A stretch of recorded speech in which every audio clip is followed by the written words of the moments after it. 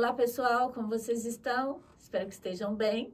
E hoje nós estamos aqui para falar sobre a maternidade. Obviamente, porque esse mês nós estamos investindo em falar sobre esse assunto, certo? E o assunto de hoje é muito bacana. O assunto é: a culpa é da mãe. E aí? Nossa, a culpa é realmente da mãe? Vamos pensar sobre isso? Mas antes, eu gostaria de pedir um apoio para vocês. Curtam o nosso vídeo, se inscrevam no canal e também nos sigam nas nossas redes sociais, ok?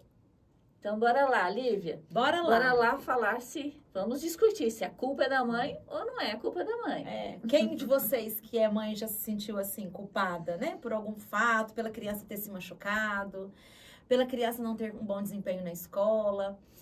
Quando nós falamos em maternidade, refere-se ao estado de ser mãe, seja esse estado biológico ou adotivo.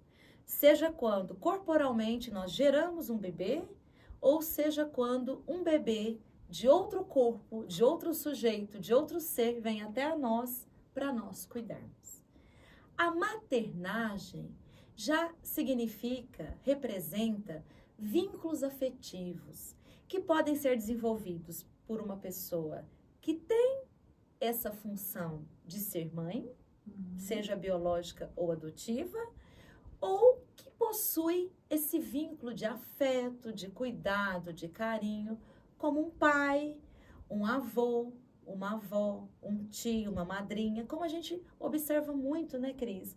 Hoje, no Brasil, nós temos famílias representadas por N situações, por N formatos, né? Nós temos famílias monoparentais, biparentais, nós temos famílias representadas por casais homoafetivos, né? Por mãe solo. Então, essa é a representação da maternagem. Então, hoje nós temos vários papéis, né? Várias pessoas que podem representar vários papéis da maternagem. É quem escolhe. Escolhi esse papel de fazer a maternagem. E quando a gente fala em maternagem, em cuidado e representação, nós temos que pensar que a maternidade, ela representa vários aspectos, sejam esses aspectos de desejo, crenças, emoções, aspectos culturais, familiares, sociais, e muitas vezes reproduz aí os nossos transcendentais. Quantas vezes, né, nós temos aí, às vezes até alguma problemática relacionada a um gene lá do nosso bisavô, né? Sim. Tataravô. O quanto nós herdamos, nós herdamos características psicológicas, características genéticas e as características psíquicas. A nossa psique, a nossa subjetividade, a nossa individualidade é constituída por vários fatores.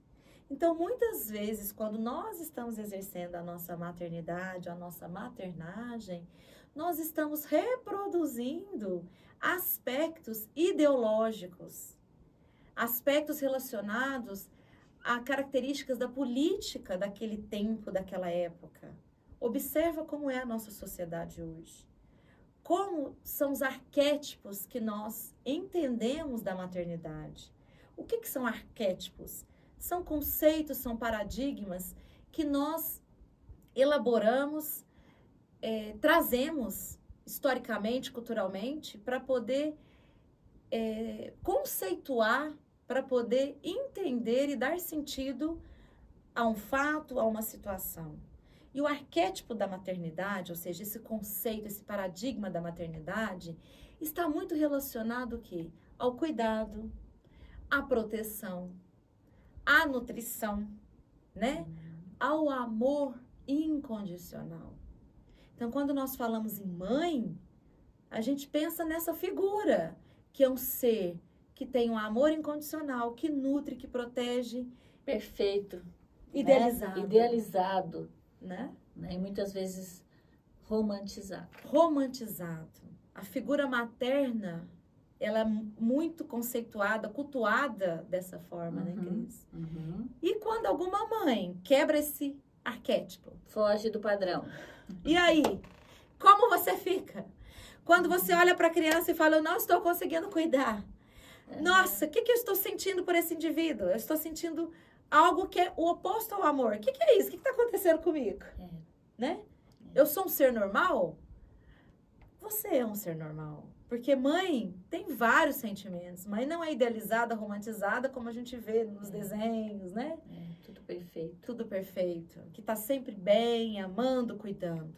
Mãe é um ser humano. É um ser humano constituído por fatores, né? Que está relacionado com outros papéis que essa pessoa também pode desenvolver.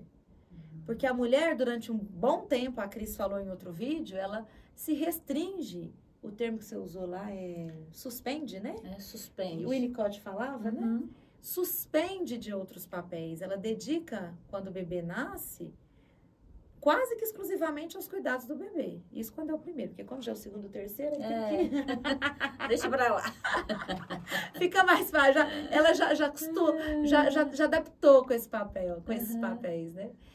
Então, a maternidade, ela reflete muito essas questões. E quando nós falamos da culpa, a culpa para a psicanálise, ela está relacionada com a instância do superego. O que é o superego?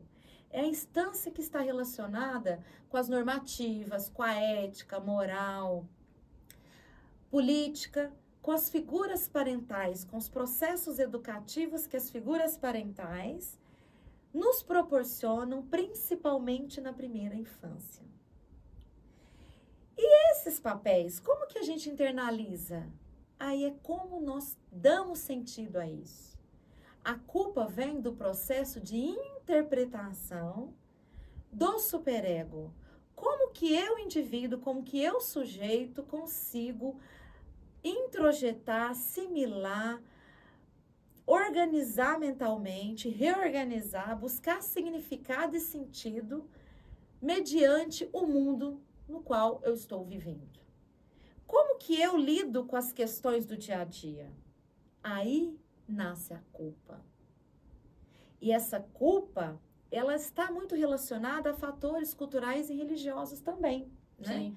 Nós somos de uma sociedade cristã que prega a caridade, o amor ao próximo. Então, quando nós infringimos alguma regra cristã, nós nos sentimos culpados.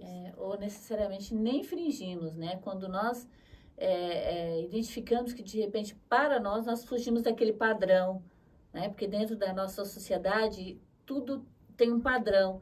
E quando você se dispõe a seguir aquele padrão, né? Aí você sai um pouquinho, pronto, aí vem a culpa. E é uma tendência muito grande da gente sentir culpa. Claro que a culpa, ela é muito individual, né? Baseada em tudo que a Lívia falou. Cada um sente a culpa de uma maneira diferente, né? Uns mais, outros menos, né, Lívia? Às vezes eu me sinto muito culpada em uma determinada situação e você não, Cris, tranquilo. Ou em outros momentos é o oposto, você vai se sentir culpada e eu não. Então é subjetivo, vamos dizer assim, né? Uma interpretação muito individual. E ao mesmo tempo, Cris, é dialética.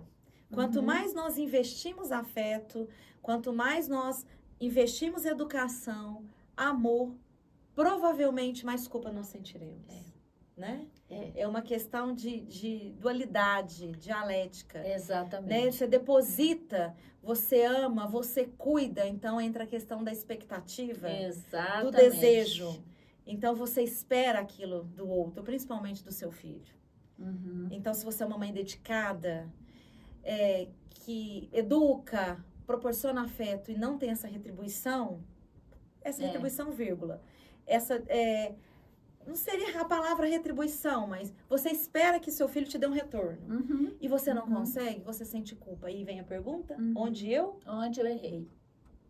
Né? Onde eu errei.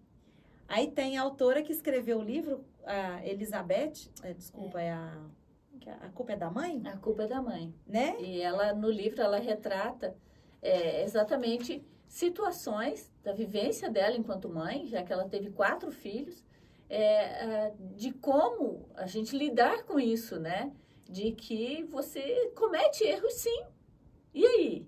E tá tudo bem, porque você tentou fazer o melhor, mas não necessariamente assumir essa culpa de uma maneira dolorida, né? E porque a gente, assim, ela fala que, assim, os pais se culpam muito por aquilo que eles acham que está fora do padrão, né? Mas que padrão é esse? Quem estipulou esse padrão?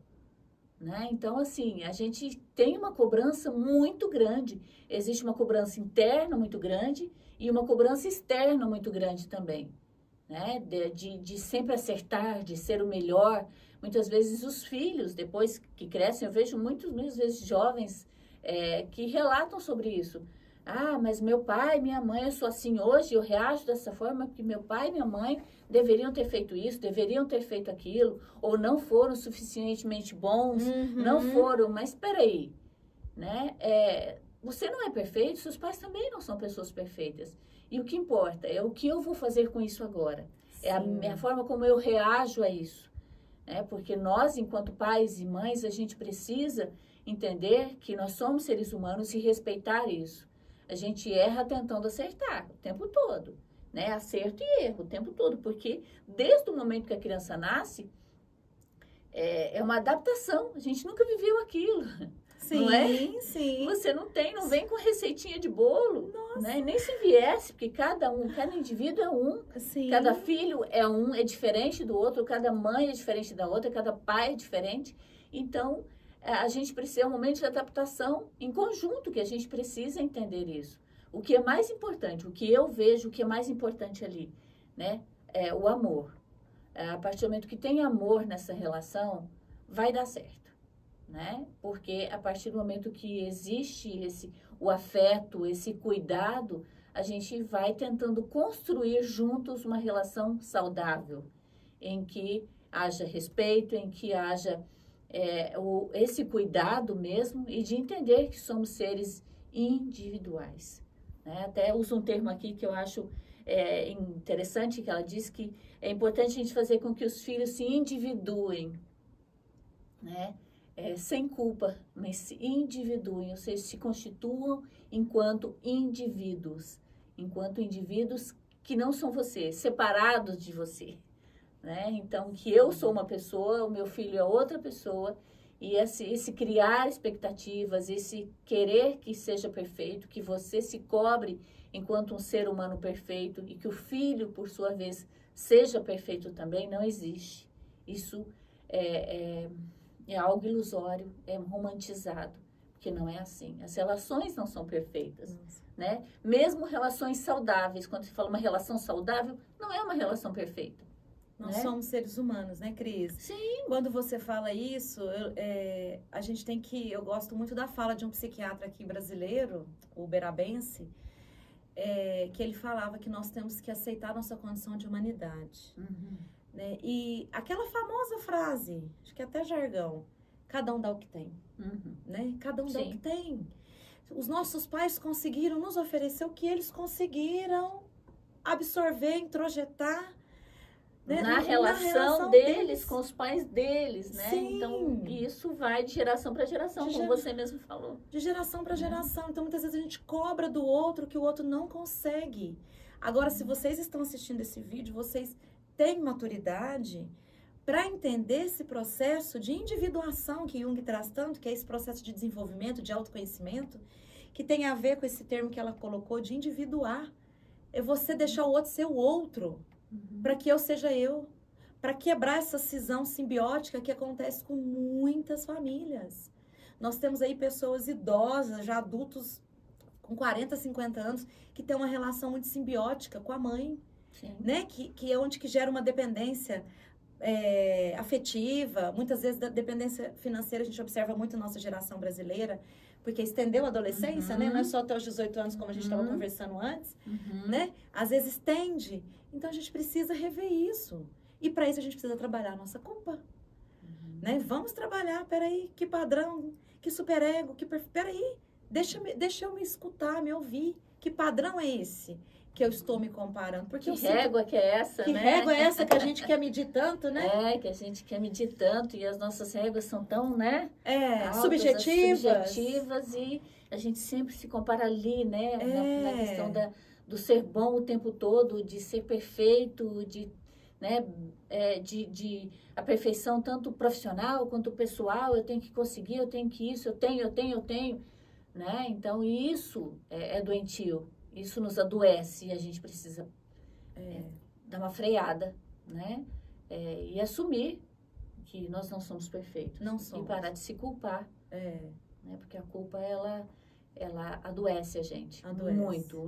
Claro, quando a gente se culpa demais, a gente adoece. Sim. Né? Então, essa régua, ela precisa ser minimizada ali. Peraí, o excesso de cobrança está muito grande.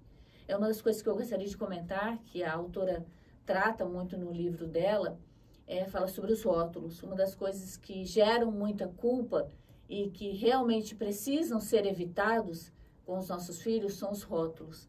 Quando você rotula muito uma criança, você é muito preguiçoso, o tempo todo falando que a criança é preguiçosa, o tempo todo, eu lembro de uma amiga, falar assim que um rótulo que pesou muito na vida dela foi o rótulo de burra. Meu irmão falava isso para mim o tempo todo. Muitas vezes a minha mãe falava, você é muito burra, você é burra. E a pessoa acabou internalizando aquilo e ainda bem que era uma pessoa extremamente, como é que eu posso dizer, madura, que procurou ajuda, procurou terapia para melhorar isso, né? Mas os rótulos, eles precisam realmente ser evitados. Né? Porque também geram culpa, geram um monte de questões emocionais aí que não são bacanas. Então, é importante que a gente perceba isso. E, às vezes, esses rótulos são reproduzidos porque a própria mãe que disse isso, ouviu isso da sua mãe, que ouviu da avó. É onde que nós temos que pensar. Isso é das minhas gerações anteriores? Mas eu quero isso para as gerações que virão, né? É onde que muitos pais falam, eu apanhei muito, eu sofri muito, sofri muita agressão, mas eu não quero bater no meu filho, eu quero conversar, eu quero dialogar. Então, vai parar aqui o ciclo da violência. Nós vamos até falar em um outro vídeo sobre violência, né? Que é essa reprodução, porque nós acabamos nesse automatismo, reproduzir, e a gente quase não analisa e pensa, cabe? Mas eu aprendi com meus pais. Mas cabe para hoje, para a geração atual, para a sua vida? Né? Porque a gente herda culpa também. Herda culpa dos pais, dos avós. Existe, né? A hereditariedade da emoção. Da emoção. Hereditariedade da emoção. Porque são esses arquétipos que a gente vai reproduzindo. Né? Então, vocês que estão nos assistindo, pensem. É um arquétipo, é um conceito, é um paradigma. Nós podemos fazer um paradigma da maternagem, que é o cuidado, que pode ser o afeto, mas também que pode ser delegar. Delegar funções, compartilhar, pedir ajuda. Entender os limites. Isso, entender os limites, fantástico.